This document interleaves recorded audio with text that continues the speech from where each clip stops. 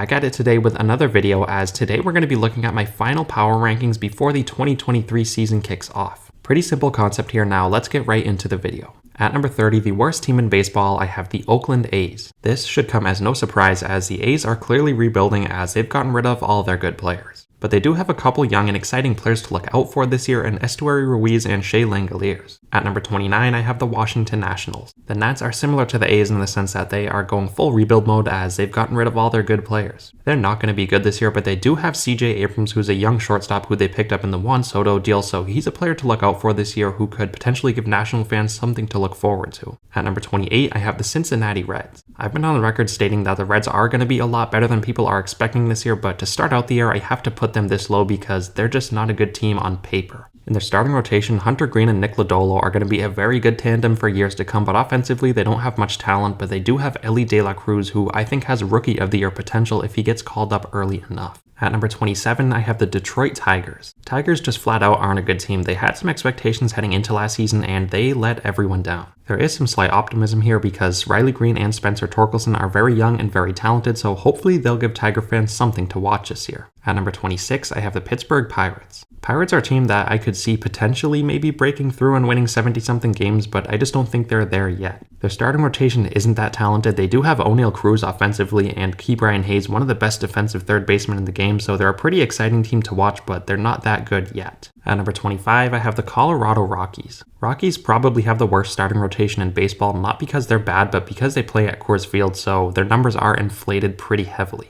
But offensively, I see some potential in this team. I think if Chris Bryant stays healthy, he could have an all-star season, and I like the pickup of Jurickson and Profar, so offensively, like I said, I'm a pretty big fan of this team. At number 24, I have the Miami Marlins. The Marlins were really bad offensively last year, but hopefully with a full season out of Jazz Chisholm and Luis Arraez in the lineup, they can be improved. They also have one of the best starting pitchers in baseball in Sandy Alcantara, so he's going to carry them to some wins as well, and all in all, I don't think they're going to be good, but I don't think they're going to be awful. At number 23, I have the Kansas City Royals. The Royals, outside of Brady Singer, have absolutely no pitching. But offensively, they have some talented players in Bobby Witt Jr., MJ Melendez, Salvador Perez, and Vinny Pasquantino, so offensively, I think they could lift this team up a bit, but their starting rotation and pitching as a whole will hold them back. At number 22, I have the San Francisco Giants. Now on paper, this might be one of the worst rosters in baseball. They don't have much talent outside of Logan Webb, but year after year, they seem to outperform expectations. Don't get me wrong, I don't think they're going to be good, but I also don't think they're going to come close to losing 100 games.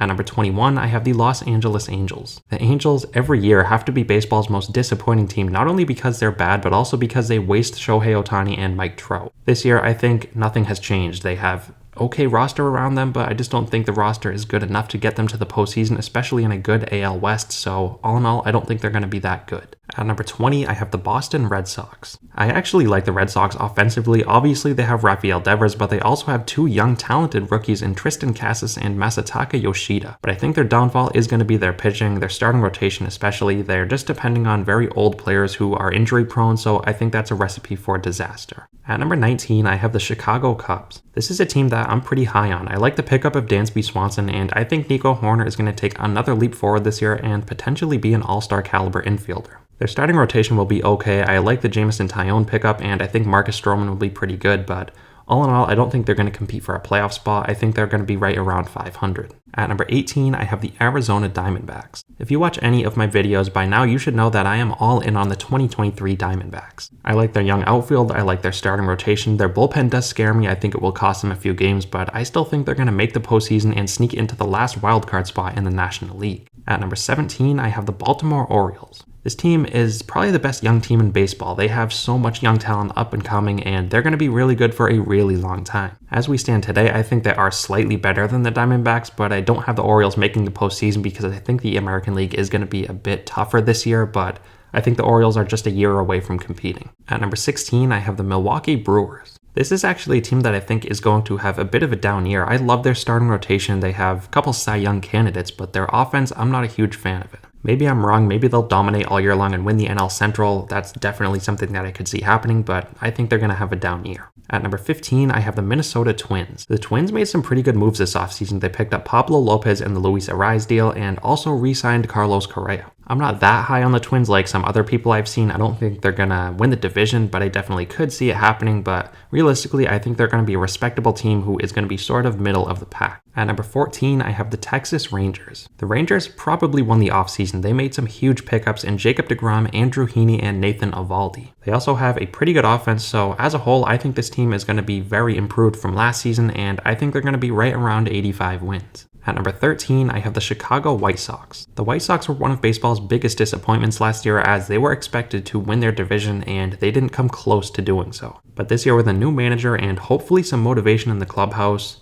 I think they could compete, and I think they're going to be in the postseason race all year long. At number 12, I have the New York Yankees. This may seem very low for a team like the Yankees. They're a 100-win team on paper, but they have a ton of injuries to start out the year, so I have to take that into consideration. They're missing 3 of their 5 starters, so their starting rotation really is in shambles right now, so I think that's going to affect them to start out the year. They're probably a top 10 team, fully healthy, but right now I have to put them where they are health-wise. At number 11, I have the St. Louis Cardinals. Cardinals are a team that I think will be very good offensively. I think Nolan Arenado and Paul Goldschmidt are both going to be MVP candidates, and obviously I think Tommy Edman will be very good as well, but their starting rotation does worry me a bit. With Adam Wainwright injured, that leaves a big hole in this rotation, and they don't have much depth, so I'm just a bit worried at that, and I can't put them in the top 10 with their rotation looking as weak as it is right now. At 10, I have the Tampa Bay Rays. The Rays definitely don't have the best roster in the league, but year in and year out, they compete with not much talent on their roster. Even without Tyler Glasnow, I'm a fan of the starting rotation. They have some good depth, and I think they're going to be very good. And offensively, I think Brandon Lau is going to bounce back, and I'm hoping Wander Franco will break through and have a big year. At number 9, I have the Toronto Blue Jays. Blue Jays are one of the most loaded teams in baseball. They are very good offensively. They have a really good bullpen and starting rotation as well. Vladdy is going to have a big year. I think the same can be said about Bo Bichette, and they're just all around a really good team, and I have them coming in at number 9. At number 8, I have the Seattle Mariners. This team is destined for a postseason run this year. Last year, they made the postseason for the first time in 20 plus years, and they made some noise. They have one of the best starting rotations and bullpens in the league, and offensively, they're going to be carried by their superstar in Julio Rodriguez and also their big offseason pickup in Teoscar Hernandez.